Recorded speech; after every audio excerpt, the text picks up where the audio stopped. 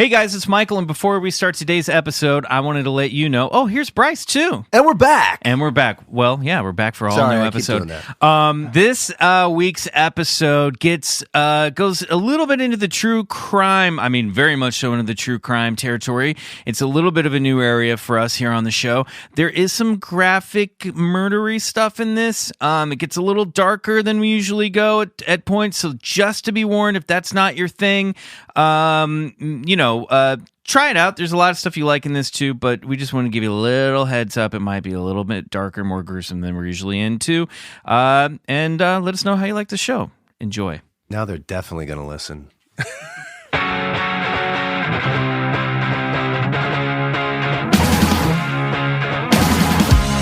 It's Bigfoot Collectors Club with Bryce and Michael.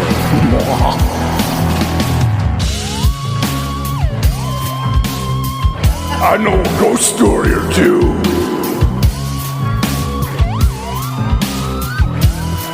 Let's do this.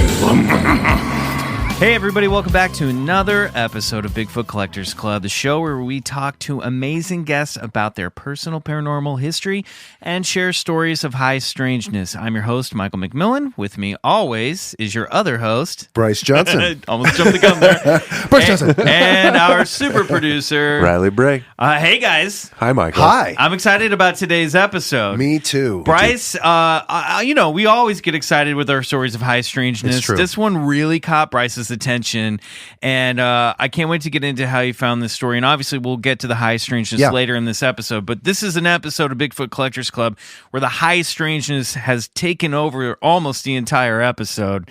We have a special guest today connected to that story. That's right. And Bryce, I'm going to hand it over to you to introduce our guest, and let's get into it. Yeah, well, this is a friend of a friend.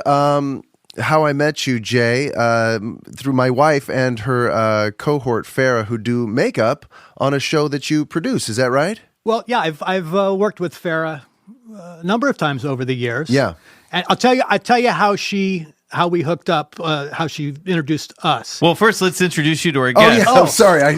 You should say my name and all that stuff, right? With us today on the show is Jay O'Connell. Did I say that right? You did. Okay, great. Hi, guys. Nice to meet you all. Nice to Nice to meet Jay. you, Jay. Yeah, this is the first time I've ever met you. But Farah had texted me, and I was not familiar with this story that we're going to be talking about later in this episode. And she sent me a newspaper article, and she said, a friend of mine is researching this story for a documentary he wants to produce about it. And I read the story. And, it immediately caught my attention, and I immediately wanted to know everything I could about it. And so I had to reach out to you, and I'm so glad I did. And then, and now here you are on the show. Right. And we hear you have some other connections to the paranormal. What is your personal paranormal history, Jay? We ask all our guests. Well, I told Bryce when we talked on the phone the other day, because I will admit up front, I lean on the skeptic spectrum of So do we. of Sasquatchery, shall we say? Right. I'm more of a Bigfoot skeptic, and I've been listening to the podcast, and I enjoy it. And I note that you generally have their paranormal experience. I thought, well, geez, I don't have any. But then I thought, Always a number of happens. years ago, and I'll tell you the story. I've worked on and off over the years with the Warner Brothers lot. And a number of years ago, I was walking the stage one day. The offices invariably are as far away as physically possible from the stage. So I'm walking to the stage, and if you're familiar with the lot, there's an area. Yeah, I used to work on the Warner Brothers lot. Okay, right by the Embassy Court and the courthouse building. Yes. The steps where they sat on the steps in Argo. And the Batman's, yeah. It's where Commissioner Gordon's. Yeah. Yes. There's a little park there, and it's called Central Park. And oftentimes you'll see the dog trainers out there walking their dogs or whatnot. And I'm walking by there, and from far away I see this scroungy-looking dog or something. And so I get closer, and there's a Teamster in one of his white vans parked next to it, and he's kind of looking at it. And as I get close to it, and from us apart, 5 feet away, I look down, and I'm looking at this thing, and it's kind of no hair. It's kind of like wrinkly skin, kind of a grayish, got big kind of hind legs, kind of smaller that. And it's got like this little scally face. It's really ugly. And it's about the size of a medium large dog. It's a fairly good size. And I'm looking at this Teamster, and we're both looking at it, and we look at each other, and almost at the same time we say, Chupacabra. So what's the first thing I do? I pull out my phone, right? But I don't take a picture of it. I call operations on the lot, right? So I call up operations, and this guy that I've worked with answers, says, Ronnie, you got to get down here to Central Park. There's a freaking Chupacabra sitting right here. And he goes, what? And I said, you got to get down here. Yeah, right. So finally, I just picture him sitting up, coffee spilled. Yeah, Totally. I have my phone in my hand, and then it finally occurs to me to take a picture. right. So this is a few years ago. So it takes me a while to get to the app, to the camera and everything. Oh, shit, I got to take a picture. The thing runs off, goes into the bushes. I think he crawled under, if you know where Patty's dance studio is, Miss Patty's. I think he crawled under Miss Patty's. Wow. Now, I'm sure all your listeners This will is the wonder. This is the Gilmore Girls, The Gilmore right? Girls, Yeah. right, the Miss Patty's. We'll go look for him. Like 3 or 4 people come down from operations, right? They said, where is it? I said, well, he crawled away. And they said, you got your camera, did you take a picture? I said, no, I didn't take a picture. Now, anytime anyone watches an old Gilmore Girls rerun, they'll know that in It's Stars under that. Hollow, there's a Chupacabra There's a living under Chupacabra. Patty's dance studio. I mean, So it kind of became legendary. But a couple days later, operations called me and said, hey, the location manager over on Mentalist, he thinks he saw it in the jungle. yeah. Oh, the backlot, Yeah, the yeah, jungle and the backlot. I go, really? He goes, yeah, he took a picture of it. I said, well, you got to send me the picture. Wow. So he sends me the picture, and sure enough, it's in the shadows. You can barely see it. You kind of The Warner Brothers like every Chupacabra. like every Bigfoot picture you ever see, except for the Patterson Gilmore. Yeah. film. Well, what Right, happened to right. your photo? Did your photo? No, you by the didn't time I get it. get it, he's See? gone. Easier said than done. Yeah, that's right. Let that be a lesson to all our listeners Right. out there. This is how it happens. It's Right. It's not as easy as one would think to just, grab a picture of an elusive crypto. So anyway, I Googled it and brought up Google Images Chupacabra, and I don't want to sort of rain on the paranormal parade. but Impossible. I think it was a hairless raccoon. Interesting. I was going to say, it sounds like it could have been an animal with It was mange. yeah. That's what a lot of these things are, especially the Texas chupacabra. Chupacabra seems to be coyotes that have mange. That would certainly fall under this category. The original myth, however, from Puerto Rico is a very different type of animal and creature altogether that has a much more alien-like appearance, what we consider a traditional alien, and that seemed to be sort of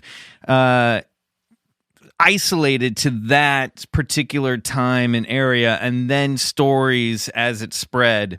I love the Chupacabra tale. I mean, for not just but for various reasons. One, that it's relatively contemporary, as to most of these famous cryptos, usually in lore, date back to hundreds of years. Yeah. The tale of the Chupacabra originally started in 1995, and it came out of Puerto Rico. Oh, it's that recent, really? It's that recent, and it was reported by a lady named, I think, Madeline Torrentino. I might have that name I think wrong. that's right. But she had seen this creature that I can describe as almost like with an alien head with spikes on its back. It hopped around like a kangaroo and had these like glowing red eyes. And what I think is funny and what I love about this story, and not to discount the physical evidence of the about a dozen or so chickens that she found insanguinated, which means completely drained from their blood, and these strange I love that puncture. word, insanguinated. Yeah, and puncture marks. But she had just come out of the movie Species, starring Natasha. Oh, we know Henstridge. your love of species. And I love that movie. And she goes, "So you? Oh, here I go. Okay, don't do it. Don't do it. Don't do it. Don't do it. Don't do it. Don't do it." Just- And so let me start. So she goes, it basically was that it's like the creature from Species, and so everybody always was like, oh my God, is she seeing the she's having post hallucinogenic effects. And of also, the movie this was a Species. time in Puerto Rico where during they're experiencing a sort of UFO flap, strange lights in the sky. Yeah. Other ranchers are having cattle mutilation, animal mutilations on their farms. Well, that's right. And the story took on such epic proportions, not just of her tale reporting it to the news, but all these farmers, it became losing livestock, not just cows, but horses, goats. Right. Chupacabra literally translated means goat sucker. Goat sucker. So they actually got the military involved, and there was a colonel who established a military militia to go looking for this thing. Anti-chupacabra force. Yes, that's right. Unit. And so they employed a military unit to go hunt these things down in the caves of Puerto Rico. And then the story just takes on all kinds of different like UFO-based secret experiments by the U.S. in these caves. It gets so strange. And then it sort of segues off into the southern parts of the United States where people started claiming to see these, what they called chupacabras. And that's really where That's we're when I seeing think the of it. mangy Yeah, Most and people animal. think that's of it as really like the but even that one is, aside from the theories of it being a dog with mange, there's a lot of discrepancy points that kind of like don't fit that description. I mean, these snouts seem to be extra long. It does seem to hop like a kangaroo. I mean, there's that famous footage taken by a highway patrolman officer where he's traveling down this dirt road in Texas, and he's got the thing right on his Dash cam? on his dash cam, and he's following this thing. That looks And- like a coyote with mange to me. no, It's- that snout it's long, turns. but that doesn't sound anything like the alien that this woman saw in Puerto Rico. Anyway, we've already covered all of this We in the covered all Tom Lank that. episode. Yes, of please look Chupacabra, that so up. I'll have check to look that it out. up because Yeah, I'm yeah. fascinated by. I didn't realize that the chupacabra was such a recent. Well, what I'm telling you, Jay, is that wasn't a raccoon with mange, but that was an actual chupacabra. Yeah. And, I think it. Yeah. and so, One yeah, of our I more think- famously off the rails episodes. You can go listen to that one. That's a good one. Yeah. Let it be known, there's a Warner Brothers lot chupacabra. I love that. I think that is so amazing. And now that you've brought that to the world's attention, It's everybody. just a very depressing raccoon. Jay, you said you're a skeptic, but growing up, did you have any imagination for this type of thing, for ghosts or Bigfoot or aliens? I'm a UFO guy. Are you? Yeah. Oh, great. Yeah. You're in If the right there's- place. Well, I Good mean, I'm company. not an avid that, but everybody sort of has something that's sort of either fringe or paranormal that they believe in. They may not even admit it, and they may intellectually not believe in it. But I've always been frightened down to a cellular level of UFOs. Well, yeah, and I can relate. I can talk about it and the hairs on the back of my neck. So, Where do you think that comes from? Yeah, have you ever seen one, or have you ever experienced something You anomalous got to like go that? get regressed. Yeah. I'm not saying that there's missing time in my childhood, But there was missing time. You're not saying there's not. You're in the right place. right. But no, it's the kind of thing that and I've never been. I've always been aware of Bigfoot as much as just anybody would. I've never Right. really, but now that I get a little deeper into it, just because I'm researching this story, and so part of it is researching the Bigfoot stuff, And I heard- and the relations with UFOs and the portals and all that Oh, stuff. yeah. Now you're It's- singing Bryce I'm Johnson's singing tune. you guys' Yeah. tune. Do Now, I I heard- believe it? No, but do I completely discount it? Not necessarily. There When you I heard go. you mention the famed Patterson Gimlin footage Right. of 1967, what do you make of that? It's hard to completely discount. Mm-hmm. And I know, I think there was a period someone did come out and debunk it, and someone claimed that that guy. Well, there was they three- debunked the debunkers, right? Yeah, there was 3 people who have claimed to have been Right. the person in the suit. And so that immediately tells you right away that they can't all be telling Well, you. Jay, you work as a producer in Hollywood. Right. You know, you kind of can wrap your mind around budgets and costumes. You and couldn't. this. Yeah, the money it would take to fake that would be. There we go. Those two guys Astronomical. didn't have the wherewithal to fake it. That's So- the answer I was looking for. Well, it's funny enough. We had just filmed something in and amongst ourselves here at the BCC Clubhouse, sort of a secret project, and not to give too much away, but We're hoaxing. We're into hoaxing videos now. we had our producer Riley, and what I would consider one of the probably more top level Bigfoot suits that a special effects person can get. It was pretty real deal. Yeah. It was the real deal thing. And Riley got in that suit, and immediately I start to zone in on like the legs and how they're more of a boot cut straight pants. You can't see muscle tone. This is a 2019 suit. Yeah, This we're talking isn't a- 2020. This is almost 60 years after the date that And was the Patterson taken. Gimlin, I mean, those are some massive legs. Not only that, you look at the back on that creature, and all you have to do is compare that side by side to a silverback gorilla, Right. the picture of a back of a silverback, and you see that hairline that is spread in that Bryce, spinal we column. all know where you're looking. Yeah, I let us guess- not forget. Yeah, I we know. know where On you're the front. looking. And that butt, the pendulous breasts. There it is. Well, let me not even get into that. But I guess what I was saying was I was immediately making comparisons as takes to the bait every time. And Riley isn't a short guy; he's about 6'5", you know. Right. 7. And yes, 6'7", and even And he's in that nearly suit- covered in hair already. Oh, so, it's you true. know. Yeah, Yeah. it's true. But even him in that suit, he didn't look tall and ominous. He was like, I mean, you did, but I was immediately making comparisons to that famed footage, and it was, to me, still, it was a night and day comparison. It was a guy in a suit, It was for a guy sure. in a suit, Yeah. you know, and I could easily defy that. And that one piece of footage has set me on a quest, I Yeah. suppose, because I really believed my eyes and my senses that was telling me that something was captured on film that day that couldn't be explained, that so many other people have claimed to have seen, that physical proof has identified through castaway tracks and DNA evidence, and so I still think that's a stellar piece of footage. I can easily be talked into going, as right now I'm ready to go, okay, I 100% Great. believe. There we go. But on the other hand, then the skeptics will talk about, well, we've never really, we don't have one. It's true. And I do. Science wants a body. I do adhere to the theory, and part of it is, I'm doing a little bit of crime research and being a kind of a fan of true crime and stuff like that.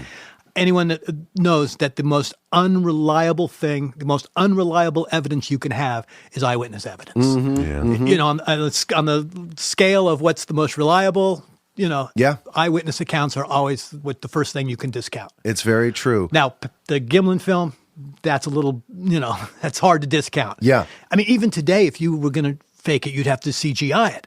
Yeah. Yeah. And then they know forensically how to tell if something's CGI or not, correct? And correct. And so many videos up on YouTube that are like, I caught a Wendigo on. It's so clearly CGI'd or fake. There's so much stuff out there that, like, you could argue that the stuff that people are putting out today on YouTube as hoaxes look so much worse and are instantly recognizable as bunk compared to the Patterson Gimlin film, which I think is one of, and a lot of the other the old Loch Ness photos. Almost every one of those has been debunked now as well, and yet that the Patterson Gimlin still seems to stubbornly hang in there for, I think, reasons that you pointed out, Bryce.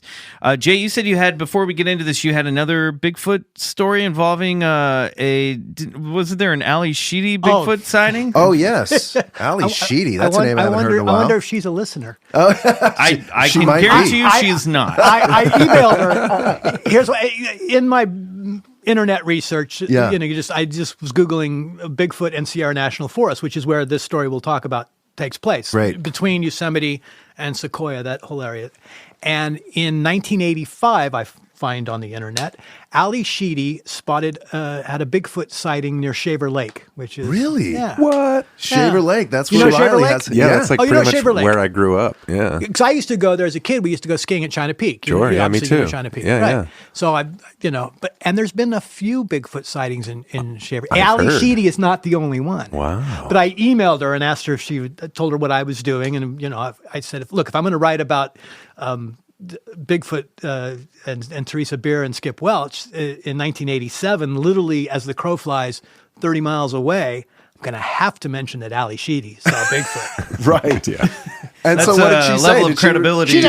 She didn't answer my email. Go figure. I don't even know if it's a correct email address. Now we know our chances of getting Ali Sheedy on this show to tell that story Right. are probably pretty minimal. They can't but, delete fast enough. Did you? Oh, delete.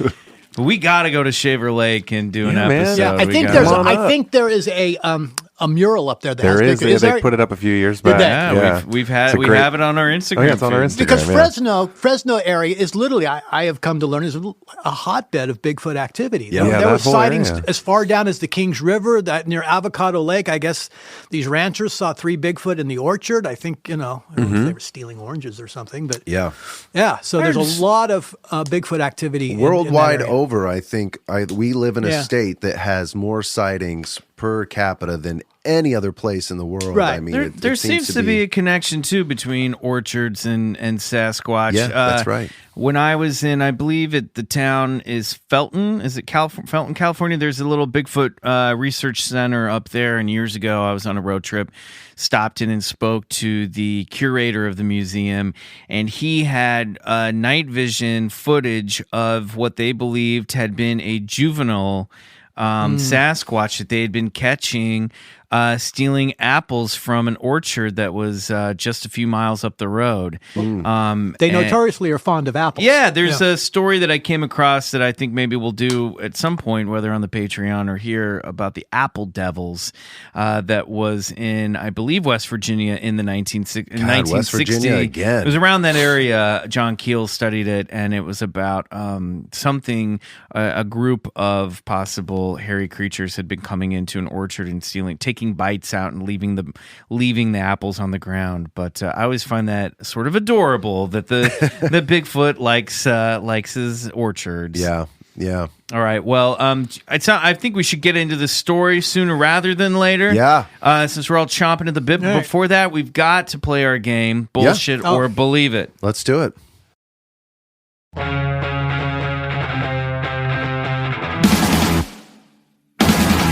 Okay, and we're back with Jay O'Connell, producer and true crime researcher, and now default Bigfoot researcher.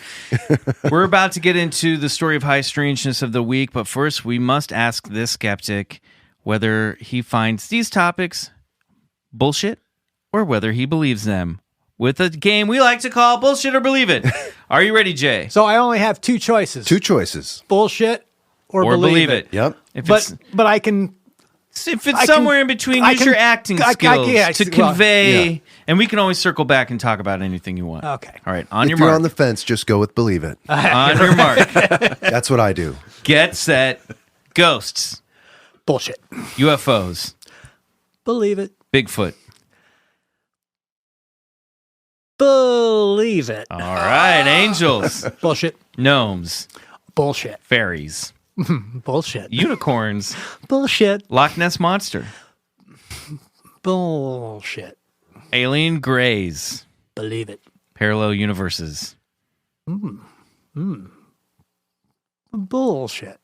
Shapeshifters. Bullshit. Mermaids. Bullshit. Damn. But I want to believe. I really do. Heaven. Bullshit. Hell. Bullshit. Dragons. Bullshit. Yeti. Believe it. Elves. Well, I'm Irish. Bullshit. You just betrayed your people. Your heritage. ESP. Believe it. Chupacabra. Seen it, so believe it. Yeah. Demons. Bullshit. Atlantis. Bullshit. Life on other planets. Believe it. World peace. Believe it. Peace in the multiverse. Believe it. All right, that's great. I was thinking, Michael, you might have to change that to Warner Brothers Chupacabra. The WB Chupacabra. From here on out, it will always be. Because I now know. everybody will believe it. It's just the Warner Brothers frog. Oh my god, I love that game. It's such a fascinating insight into people's belief system. I think the religious listeners will kind of get a clue as to where I land on that. Oh yeah, Right. for sure. Oh, you're Yeah. not the only one. And I often think that if this game were played in Europe, that the gnomes and the fairies would be. Oh. It hit a lot higher. It would hit a lot Yeah. higher. Yeah, yeah. That's Anyway. true. Well, do any of your guests ever go with believe on gnomes and fairies? We You're, have you're had looking some, at him, yeah. mister. Oh, really? I think, I think you're a 15 for 15 on this one. And we definitely have some very open-minded guests. Most of them are actors. There you go. Exactly. So it sounds like you're coming around on Bigfoot, and I'm really excited. I have not heard this story. because I have a Bigfoot yeah, there T-shirt, you which go. obviously the listeners can't see. But No. Well, We'll get a picture of We'll get that. a photo of that, and not it'll only be is up it on the Bigfoot, Instagram. but it's Bigfoot in Sequoia. There you go. Oh yeah, that's the which is my legit stuff. hometown. I love it. Okay, we're going to take another quick break. When we come back, it's time for this week's story of high strangeness. Awesome.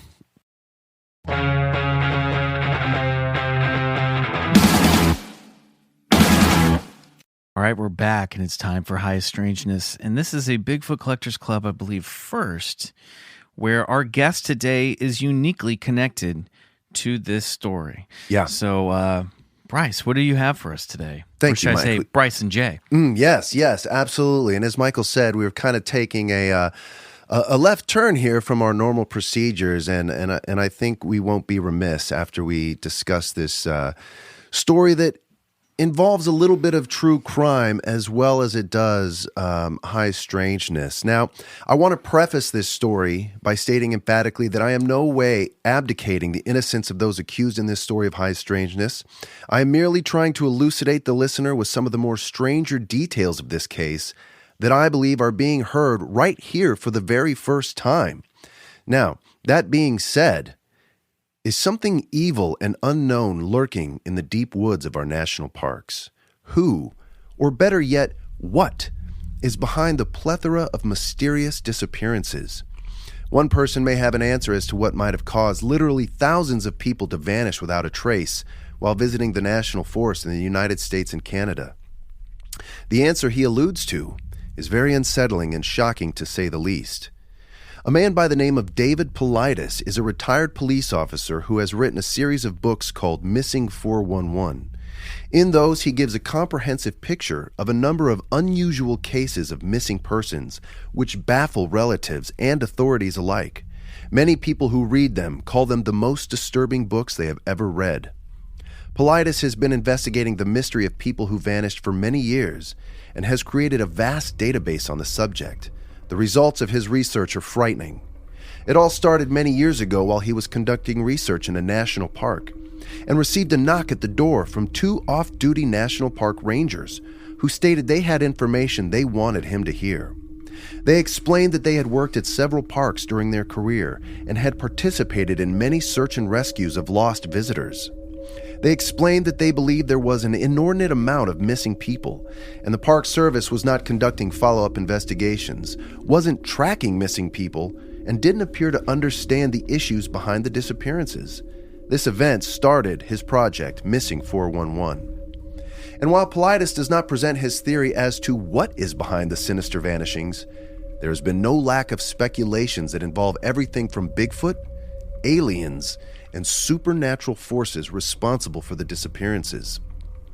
The truth is that we don't know what is behind the vanishings, says Paulides, yet we can easily understand that something elusive and predatory is lurking in our forests and national parks. People are vanishing without a trace, and something or someone is responsible for their disappearances. Sasquatch lore is rife with tales of abductions. Native American tribes from one end of the North American continent to the other have told tales for centuries of how these hair-covered giants, if given the chance, would snatch up women and or children. Prospector Albert Osman claims to have been snatched up while dozing in his sleeping bag in the wilds of British Columbia in 1924 by a male Sasquatch and kept as a captive for 6 days by a family of these creatures before managing to escape. For more on that, please listen to BCC Episode 6, The Wizard of Canterbury. And while maybe not as well known as Osman's story, is the account of a Nootka Indian named Muchalat Harry, who claimed to have been grabbed by a large male Sasquatch and carried off to be presented to a large number of these animals in 1928. But Bryce, you say, these alleged incidences took place a very long time ago. Nothing like that happens today, right? I don't know. You tell me. On June 1st, 1987, Fresno native Theresa Ann Bier, then 16 years old, traveled into the rugged Sierra Nevada mountains of California with then 43-year-old Russell Welch. Welch fancied himself a Bigfoot expert and was taking the teen out on a hunt for the legendary beast in the vicinity of Shut-Eye Peak. Welch claimed to have had contact with Sasquatches in the past and wanted to share his experiences with the teenage Bier. What happened after the pair arrived is not known. All that is known is that Russell Welch returned to Fresno without Theresa Ann Bier. Welch was interrogated by sheriff's deputies once it became clear Bier was missing. He claimed that they had gone out on a hike in the hopes of making contact with a Sasquatch. He went on to say that somehow he became separated from Bier, and that during this time she was abducted by one of the creatures. To say authorities doubted his story would be an understatement. A search of the area where the two had camped was immediately ordered, but failed to turn up anything. Despite the continued efforts of dedicated searchers, no sign of Theresa Ann Bier was found, not a single trace of evidence. Russell Welch was later charged with child stealing and was scheduled to stand trial. However, officials abruptly dropped the charges and freed him just 3 days before the court proceedings were to begin. Officials realized they had no physical evidence upon which to build a case, and were afraid they were destined to lose a jury trial. If that were to happen, Russell Welch would go free and not be subject to future prosecution. Even if Bier's remains were later located, due to laws against double jeopardy, the district attorney decided it would be best to let Welch walk at the time and hope physical evidence would be found sometime in the future. I am furious. With which a stronger case would be built. No such evidence would come. However, absolutely no sign of Theresa Ann Bier has been found in the nearly 25 years that have passed since the incident. She has simply vanished. Recently, I caught up with a buddy of mine, Jay O'Connell, who is working on a documentary about the alleged kidnapping and murder of Theresa Ann Bier by the late Russell Skip Welch. So Jay, how did you get involved with this case, and what can you tell us about it? You know, how I came to this was actually through Bigfoot. Mm-hmm. And sort of the central irony of this story is, and now that I've really gotten to, I won't say got to know Theresa, but have sort of been researching her, the central irony of this story is the thing that keeps her memory alive, because we wouldn't be talking about her today. Her story would be completely gone from cultural memory. The thing that keeps her alive, her memory alive, is the thing that was ostensibly blamed for her disappearance, that being Bigfoot. So, in an ironic sort of twist, it's Bigfoot that keeps her memory alive. But I came to it simply, I was actually listening to another Bigfoot podcast. I don't know if you guys are familiar with Laura Krantz's Wild Thing. I've heard of it, yeah. Yeah, and it's more of a mainstream sort of almost scientific look at it. She actually found out when she We're started. scientists. What are you well, Speak implying? for yourself. Well, let me say, I think she comes to it from a skeptical point of view, but I think she makes the turn, much like I have now. But her uncle or great uncle was Grover Krantz. Oh my God. Yeah, and she didn't know that until she started researching this. Finds out Who's Grover Krantz? Why does that name ring a bell? Grover Krantz was he was a college professor. Right, an anthropology professor. And, you know, funny enough that you mentioned that cast that was given to me by Cliff Barrickman is part of what's known as the Crippled Foot Cast, which was taken out of Washington State in the late 60s. Now, when Grover came upon this trackway, the left foot of this trackway had broken foot anatomy. Now, that's something I can relate to. But anyway, he found it so... Oh, my God. Well, he found it so... I just love your delivery of it. Thank you. That's something. Do you suffer from plantar fasciitis? No, but I did shatter my heel last okay. year. But anyway, he found that trackway was so obtruse in its nature and being so accurately biomechanically for the broken foot as it walked through that castway that he said it would be next to impossible to have hoaxed a trackway like that. Right. And that was the trackway that actually got Grover Krantz interested and started in his Bigfoot And endeavors. our cast comes from that trackway? That's exactly right. Oh. That is the right foot, not the not the actual broken foot, but Yeah. it's from the illustrious crippled foot trackway. Which foot did you break? I broke my right foot. Oh, you did. Yeah, but anyway. So I started just doing a little bit of research just out of curiosity. I must confess, I didn't have a show this year, so I had a lot of free time. Been there. Right? And Still there. Still there. started Googling Bigfoot and the area that I come from, which is near Sequoia National Park in more central California, and came across this story. I came across a story about Shut-Eye Peak. Wow. It was written by this park ranger, and it deals with some later disappearances. A couple hikers in the early 2000s, older gentlemen, a couple 3 years apart, disappeared without a trace. Yeah. Experienced hikers in clear weather, and they never found anything. And then also the son of a park ranger who worked in the fire lookout tower on top of Shut-Eye Peak. And I fell in love with that name, Shut-Eye Peak. Mm-hmm. I mean, what a great name. So I started doing a little research in that. And then there's the fourth case, this disappearance of Theresa Bier in 1987. And I said, wow, this is going to be a great story if I do a thing called The Mysteries of Shut-Eye Peak. So as you read the great intro of this story, it kind of seems like a simple story of, most of the articles you'll find on the internet talk about how he took this 16-year-old girl up to the mountains, and everybody says, well, why would the parents allow him? And they say, well, the parents gave permission, all this. Right. But what you don't find out in most of the things is what kind of guy Skip Welch was, what kind, what Theresa's family life was like. Yeah.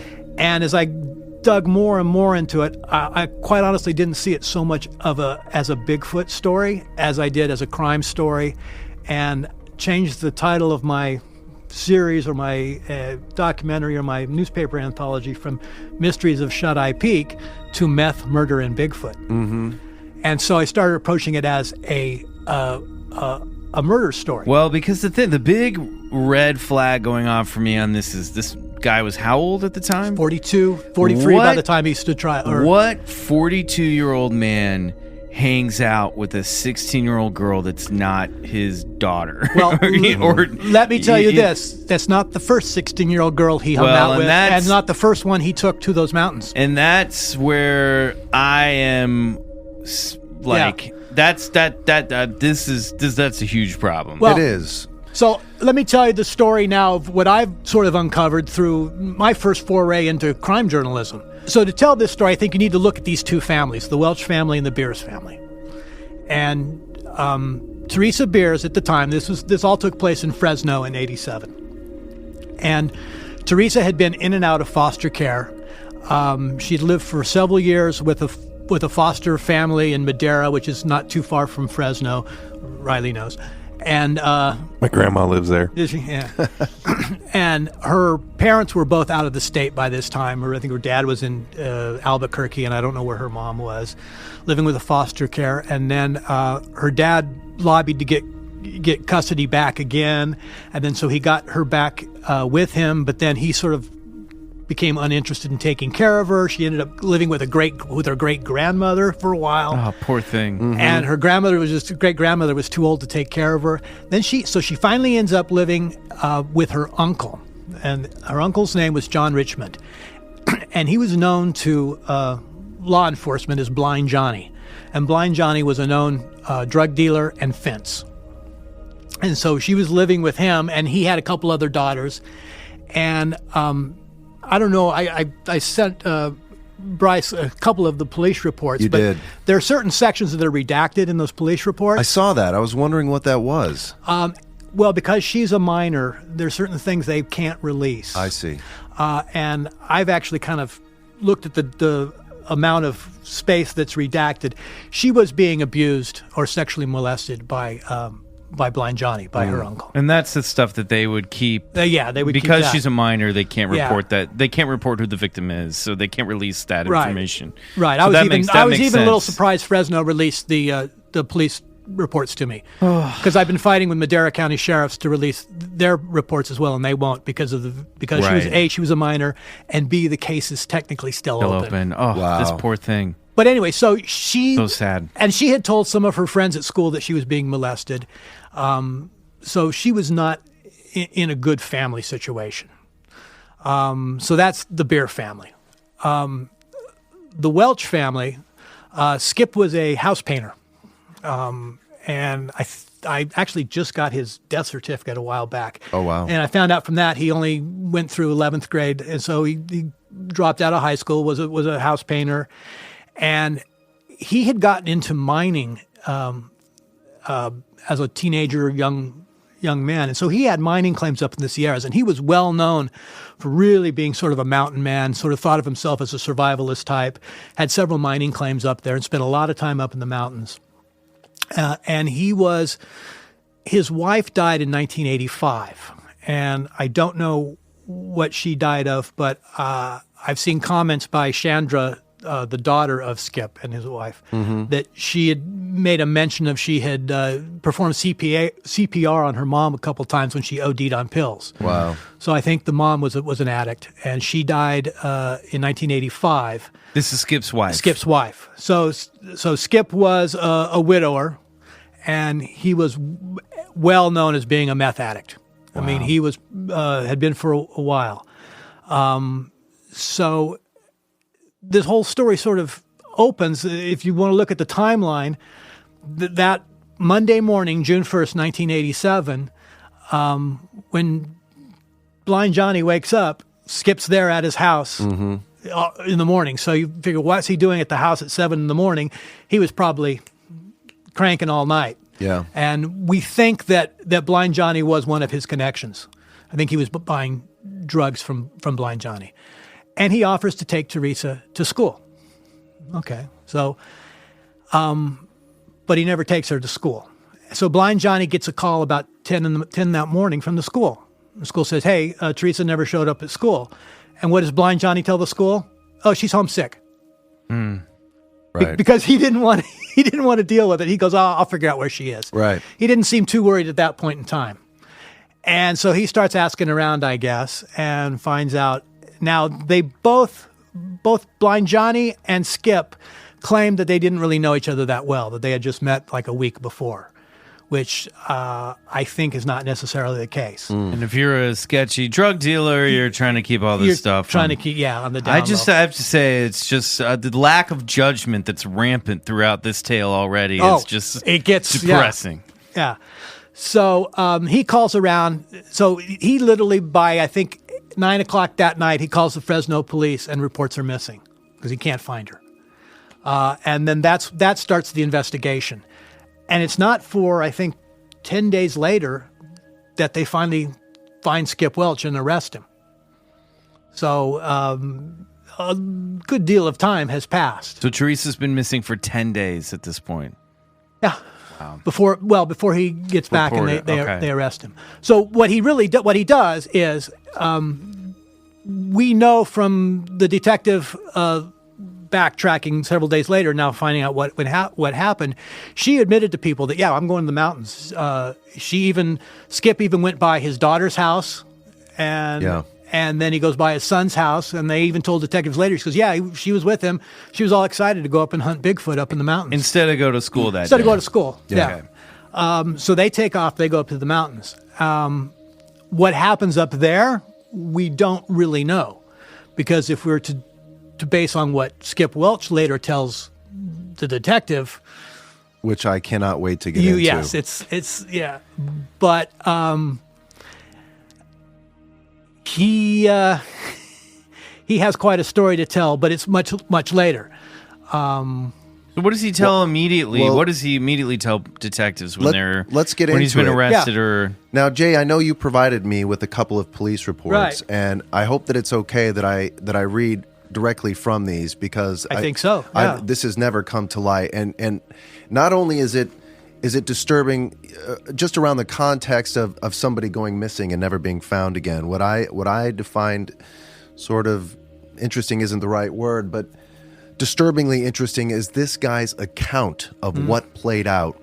And when you start to parcel it along with a lot of the other, missing 411 cases that I've been listening to all weekend, which are in and of themselves so creepy and so disturbing that can, like I said earlier, I mean, it just leaves you baffled as to who or what is causing this. Anyway, so I'm going to read directly from some of these. Men are causing it. Yeah, bad. Meth addicted men. You may very well be right, Michael, but just the numbers alone don't. The numbers alone of the people gone vanishing, missing, and the details surrounding those cases leave that out as an option.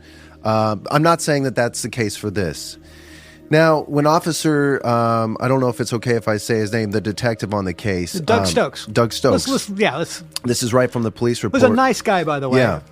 So Terry Welch starts to tell him his story, and then as he reports, I told him, this is from Detective Stokes, I told him that I wanted to talk to him in regards to the missing person, Theresa Bier. He immediately told me that he knew what I was talking about, but there had been a big misunderstanding.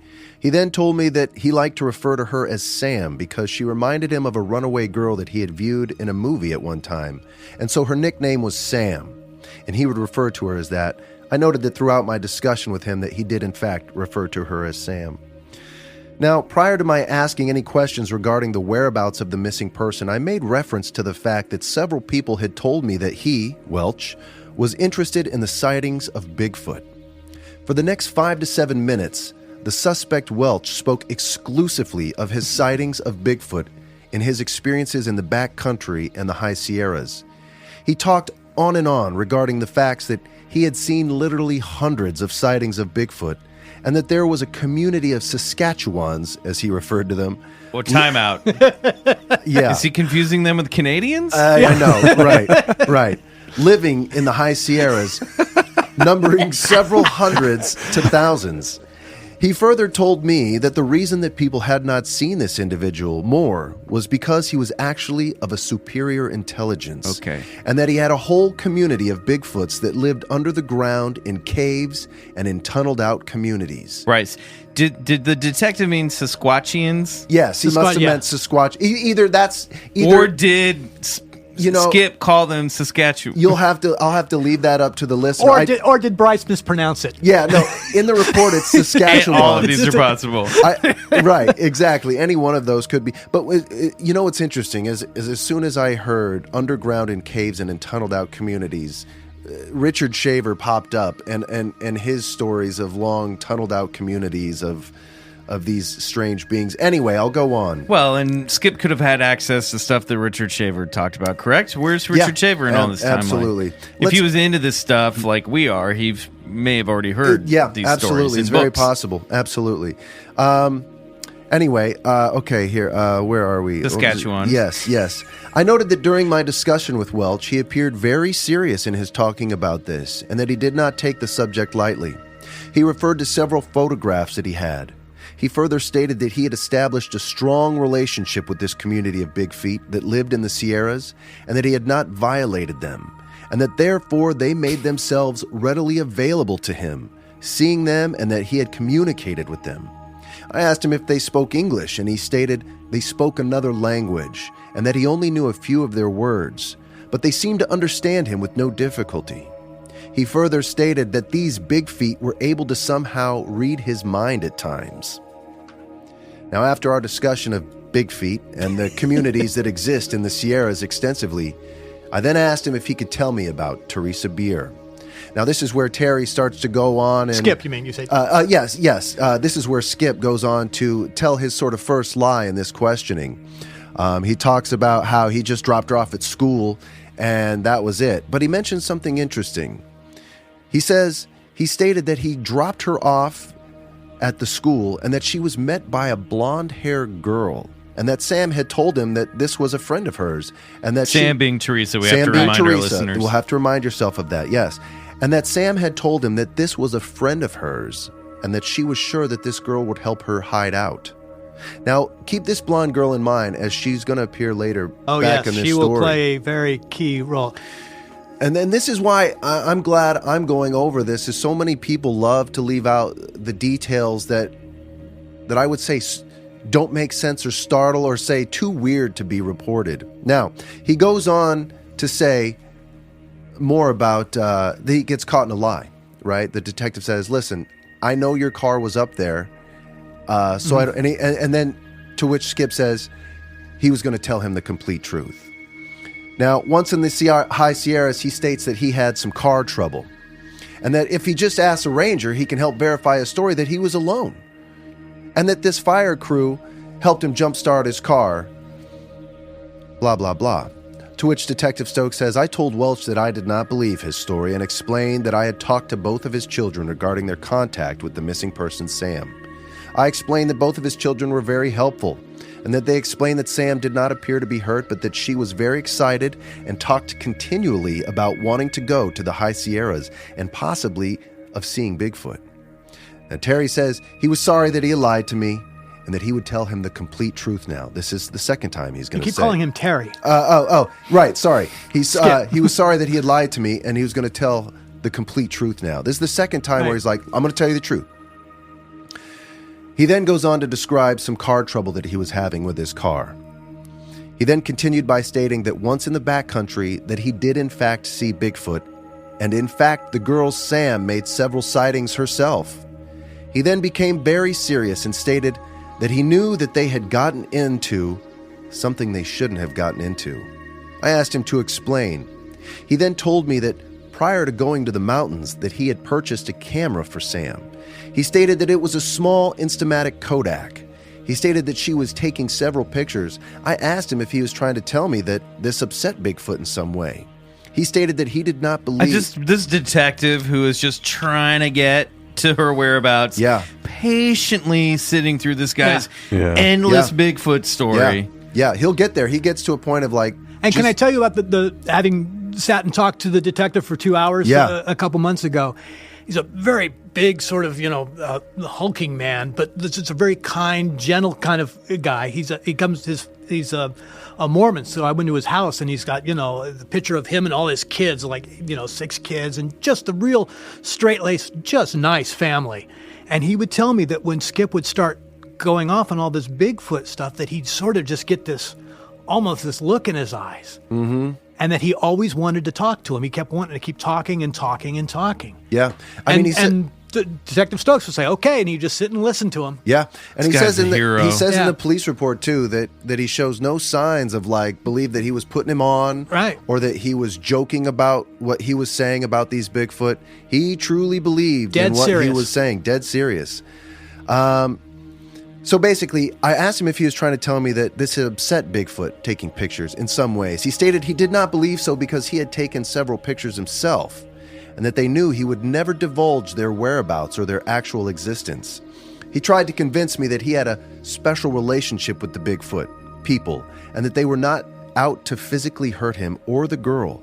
He then made several statements about seeing certain things that he had never seen before. And he referred to certain communities being much larger and more extensive than he had ever seen before, that he and the girl had come upon. He continued by stating that this had impressed Sam very much, and that she had talked continually about not wanting to leave from the back country, and that she wanted to stay and make more sightings, and possibly spend the whole summer in the High Sierras with Bigfoot.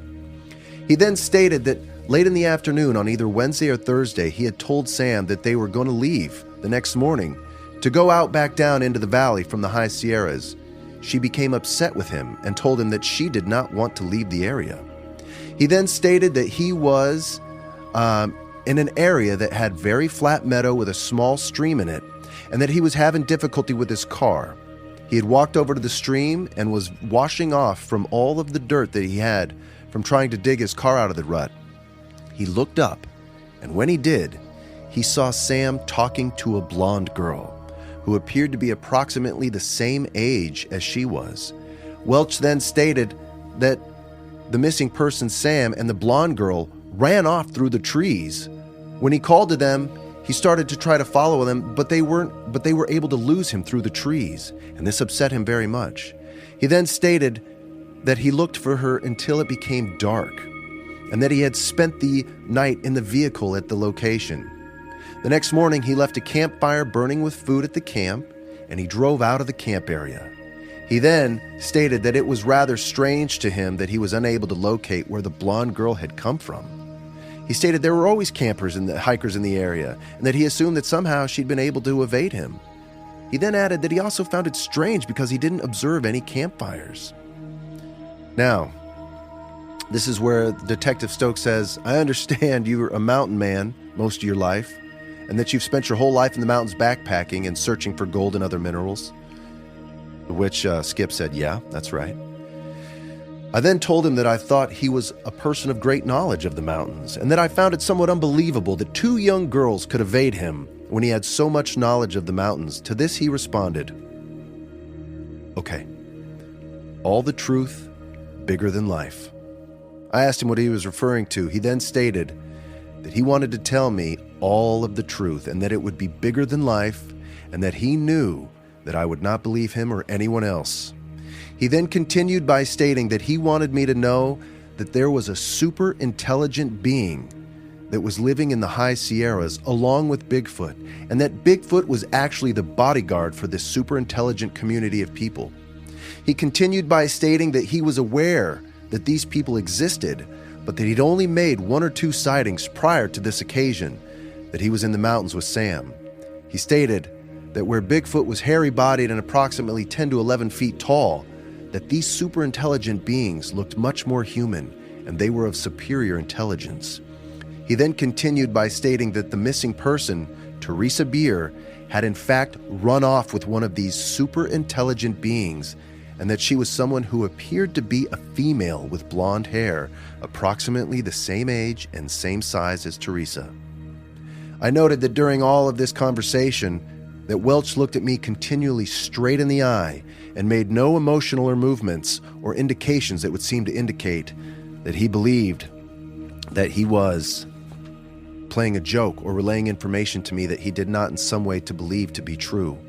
He seemed to be extremely serious in his approach to this explanation. He also then stated that these individuals would not hurt Sam, and he stated that he knew that he would never see her again, though. He stated that this whole community lived underground and that they seldom came out, but that they had such a beautiful society. And once Sam was in the society, that she would not want to come back. I'm standing on the other side of the mirror in that two-way mirror right now, just being like, get this fucking guy behind bars right now. Yeah, but I want to get to more of at least what he believes happened. Sure. Through further discussion, which mentioned several times about his mind being messed with somewhat by Bigfoot and the mind games that they were playing on him in regards to this incident, I asked him to explain. He then explained that he did in fact search for Sam all that first day that she was gone and was unable to find her. As he was preparing to drive through the countryside as it was getting dark, he found that his car was stuck. After trying to maneuver his car around out of the rut that it was stuck in, he looked back. He then states that he observed what appeared to be a man, but not really a man. I asked him to explain. He stated that this was a spirit of some type, of a devil, that was holding his car up off the ground. He stated that he then was able to maneuver the car and get it loose from this thing that was holding his car in place. And as he began to drive out of the mountain area, wanting to get to the North Fork, South Fork area, as he was driving along the dirt road, he stated that he was driving at an extremely high rate of speed. He then felt that there was something in his vehicle with him. Looking through his rear-view mirror, he then observed what appeared to be the face of a man in the back seat of his vehicle. He became extremely upset and scared. He stated that he could feel that this was the devil in the back seat. He turned and physically began to strike at this thing that was in the back seat, and states that he struck through this spirit and hit his knuckles several times on a wooden speaker. Welch then showed me his knuckles on his right hand, and I noted that his knuckles of the hand and also of the mid-knuckles of the fingers were all scraped with small nicks and scratches, as he was trying to strike through this ghost-type individual that was in his back seat. He stated that he was able to overcome this evil spirit by finally rebuking it in the name of Jesus Christ. And after rebuking it in the name of Jesus Christ several times, the spirit left his vehicle. Crazy shit. So, can I tell you something that it just occurred to me as you're reading that a family member told me that happened when Skip got back to Fresno? Because he was living with his mom at the time in Fresno.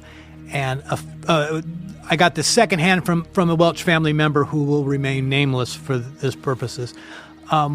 When he got home, the car was just a mess. The tires were all, the rims were all bent and it was all dirty. And he pulls into the house, runs into his room and hides under the covers and is screaming about demons and demons. And the mom says to one of Skip's brothers, say, go grab the gun, meaning get the gun out of Skip's room so he doesn't have access to it, because they were afraid. So he was... Wow. Whether it was, guilt, or he would really believe that demons were. And it just occurred to me that connects to that description of him driving down from the mountains, and It's wild because now, the thing we've got to add to this is that he was a meth head. yeah, And of course. Well, and to me, it sounds like, honestly, what we're talking about and what the detective is witnessing is a man having a massive manic episode, schizophrenic of some kind, breakdown. The meth, to me, is an indication that he's been using drugs to self-medicate for years. Yes. I mean, this stuff, you know what I mean? That sounds, the way he's talking about the eye contact and the look in his eyes, that to me screams of someone who has had undiagnosed, untreated mental health issues. And that's just where I'm at this point in the Michael, story. you make an extremely valid point, and one that needs to be observed as part of this story. Now, I think Michael and I are on the camp that this is a pure crime story. well, This is without a doubt, and yeah. I'm not saying And- where I lie, but for the sake of playing devil's advocate, I just want to point to some of the more notes of high strangeness. Now, it's funny that I use the term devil's advocate, because in David Paulides' book, his fourth book called Missing 411, it's titled The Devil's in the Details. And this book is about the missing cases that somehow all of them, the majority of them take place in this Yosemite Valley. Right. It's the largest spot of these strange vanishings. And what he notes is that there's a strange correlation between places called Devil's Peak, Devil's Pass. And he wonders... Well, did we mention where this all happens? What?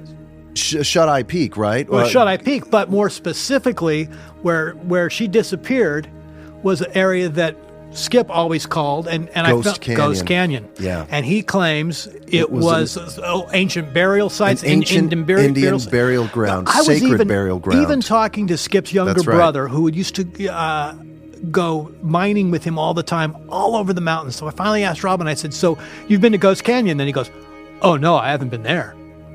As if, well, that's one place I ain't going. Yeah. So we'll talk later, but I want to end this with a I want to go to Ghost Canyon. You guys are invited. Wow. I don't know. I just have a little bit more. Okay, let I Bryce just have a finish little up. bit more. He then stated that he went back up to the mountains the next day looking for Sam. He was able to make a sighting of her as she was running through the trees with the blonde girl. He stated that he called and called to her, but that she would not come to him. Welch then stated that he was sure that Sam would live in the mountains forever, and that she had created a close relationship with the super intelligent beings, and they would probably not want her to leave, although they would allow her to leave. He then made several statements about the fact that he did not believe anybody could find Sam. And so then he gets into, the detective says, well, we're going to go up there and look, and will you be willing to take us with you? And he gets excited, and he says, yes, I will go. I will take you up there to the exact spot where this happened. But he wanted us to know that he could not be responsible for taking us into the area. He stated that there were great powers that work in this area, and that he was not sure if any of us would come out of the area. He then added that he had the feeling that somehow these superpowers in Bigfoot were upset with him for something he had done. He made several statements regarding the fact that the truth of the legends of Bigfoot and the super intelligent individuals that live in the mountains with Bigfoot were going to be out soon to the public. And they, the super intelligent individuals and Bigfoot, would no longer be trusting him anyway. Goes on later to say, and Detective Stokes says, as I was escorting him to the jail, he made this spontaneous statement, I hope we can find her. She is better off, though, where she is gone. I asked him where he thought that she was gone, and he stated that she was in a new spiritual understanding, and that he was sure that the superintelligent people that she was with would not hurt her, but that she would have a new understanding about life. And he goes on to book him. I think the thing that I really like about how this story kicked off is how you say that the memory of Theresa Bier is being kept alive, and I think a lot of these cases we tend to focus on the murder, the killer, and really it's the victims we should remember. And kept going through my mind is just how the system just failed her from the get-go. Imagine if she had been almost from like a doomed. upstanding, prominent Fresno family. Yeah, it would have been totally different. Everybody would know who she was to this day. Yeah. Because first of all, it's crazy that the guy literally blamed Bigfoot. Although now we know it wasn't Bigfoot who took her. Right. Super intelligent It's a super intelligent being who Hiding had themselves. manifested herself as a blonde girl. Yeah. And that's I'm glad that that's a new detail that it can at least come out in this podcast, because from the research I've done, a lot of people get it wrong. He never claimed that he saw a Bigfoot abductor. When you get into the detail of the psychosis of this elaborate story about these super intelligent beings that are guarded by Bigfoots and that could shapeshift into blonde girls. And even how in the beginning he says when he dropped her off at that school, that part of that lie was in that story there. Right. So it's all so strange. Even his daughter, even Skip's daughter, says, "Well, he never said Bigfoot take her. He said maybe she did." Yeah, and we heard from her. She called into a crazy thing about. She called into some paranormal sort of show as well. She had no idea existed because she had spotted. She's seen a UFO. Yeah, this is crazy. She spotted a green fiery UFO in her front yard at 2:30 in the morning.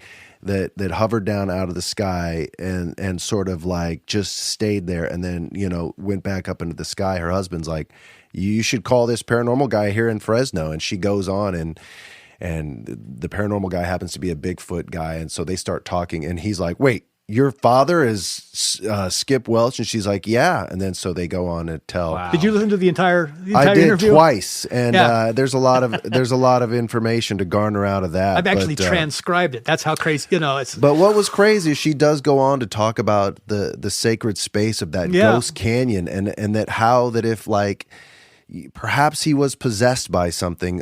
I'm not letting this guy off the hook in any means. I'm saying, there's a thread to this story that seems to be. Well, I think he believed it. Yeah, no, without a doubt. I believe that he believed it. I think Detective Stokes believes that he believed what he was telling him. Yeah. That's just not what happened. Is this mere psychosis and schizophrenia, or is it something of a stranger nature? We're obviously not doctors. We can't diagnose this guy based on this. I'm just saying it has that. Yeah, it does. Well, but isn't that a bigger? I mean, that's a big question for what you guys talk about on it every week or every.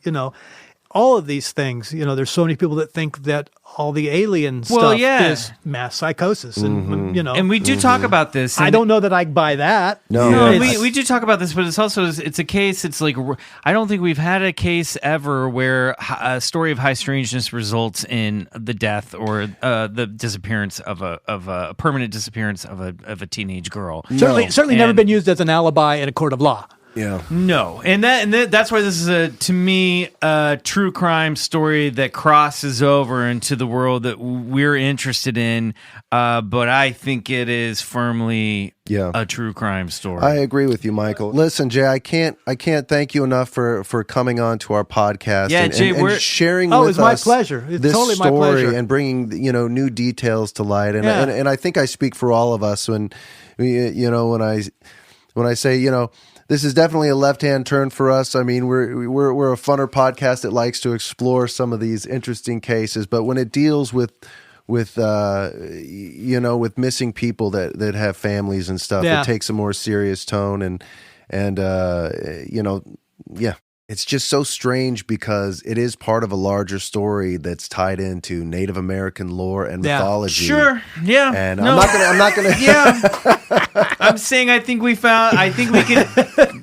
know where the source material for his alibi comes from. Yes. Yeah, agreed. Mike. But it's all fascinating. Jay, thank you so much. Yeah, everybody. Thank you, guys. Thank you. All right, awesome, man.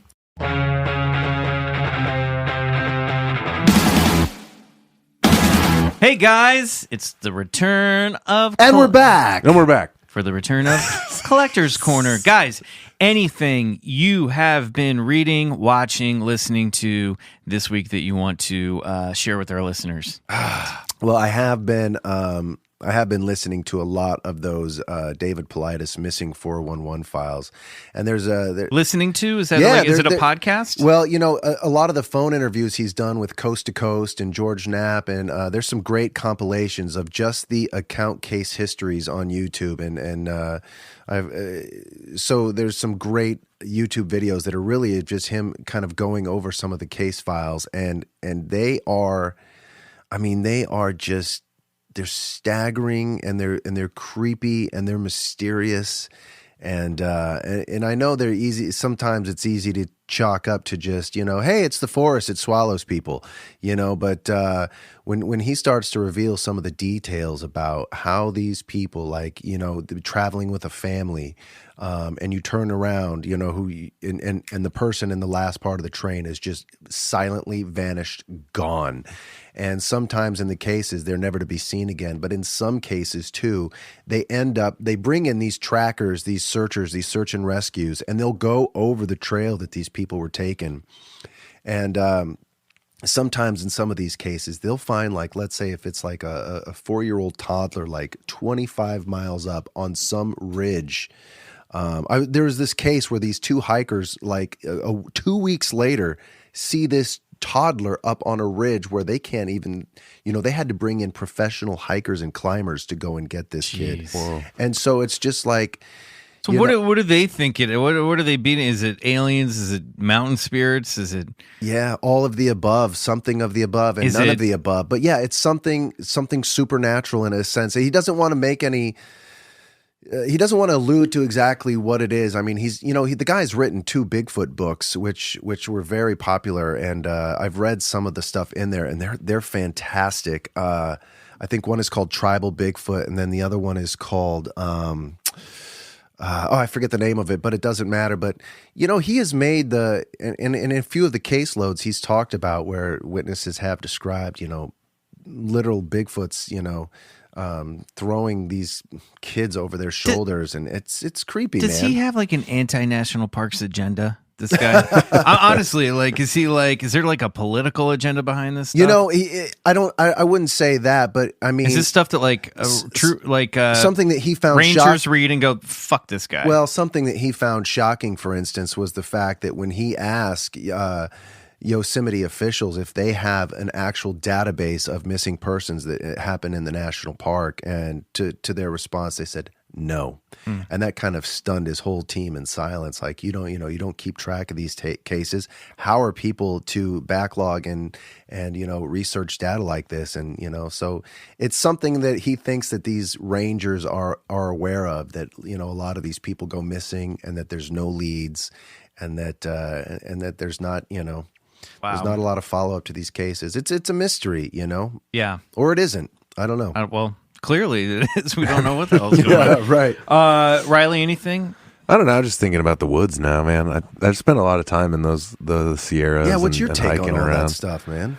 I mean, the mountains are definitely dangerous. Mm-hmm. Like, I can think of times when I've been out backpacking with friends. Like, once we encountered a bear and her cub. Yeah. And it was like, we could have like very much died. Like, Yeah. it was close. Yeah. And we could see it, and it was right there. And it's just like, okay, this is like a bear, And then another time we were hiking, it was a backpacking trip. We were trying to find, this is just sort of a tangential story, but whatever, I'm going to tell it. We were trying to find this plane that had crashed in the forest in the 60s. Yeah.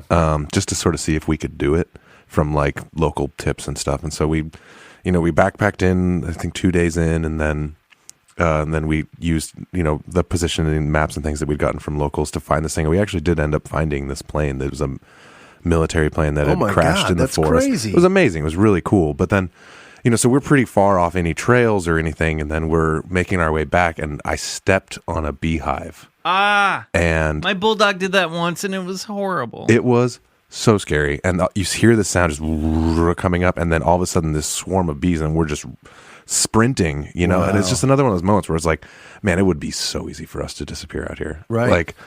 Like we told you, did all the things you're supposed to do. We told people where we're going. We had our routes planned. We had our, returns planned, but still it's just like, we were just out there, and it's like, I don't know. Yeah. Things can definitely happen very fast. I think in the today's forest. lesson is, and we've already been taught this by Leah Fisher in her episode, if a man asks you to go out alone into the forest to hunt for Bigfoot, do You not say go. yes. Do not Shit. go. Yeah. I wanted to plug, not for my, or recommend, obviously, if you're listening to the show, you might be familiar with the last podcast on the left. These guys don't need a lot of promotion. They're a huge podcast, but man, they recently did a 3-part series on Skinwalker Ranch, which I thought was so good. A deep dive on it. They covered everything. There were stories in that I had not heard from Corbell's film, from anything that I had read, anything we'd covered in here. I mean, they covered all that and more. So I really recommend, if you're want to learn more about that story, go check out last podcast on the left's Skinwalker Ranch story. It's great. And they get more into sort of like the dubious dark side of what might really be going on with Robert Bigelow and who he might really be working for. I mean, it's all fun and funny. What's funny about that? Well, it's they have a good sense of humor about it. There's a secret space force. Yeah. Anyway, don't worry about it. So check that out. That's my recommendation for the week. Plugs. Crazy Ex-Girlfriend is heading into its final 4 episodes, and then it's gone for good, so check that out. I'll be in most of the episodes that are airing between now and the series finale, April 4th. My comic book adventure van is now in a collected graphic novel, issues 1 through 5. So, if you're into comics, talk to your comic book dealer about getting a hold of that.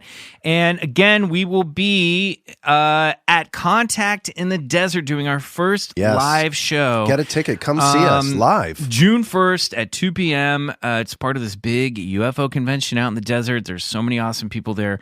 And we will have a special guest with us to be announced. So definitely do that.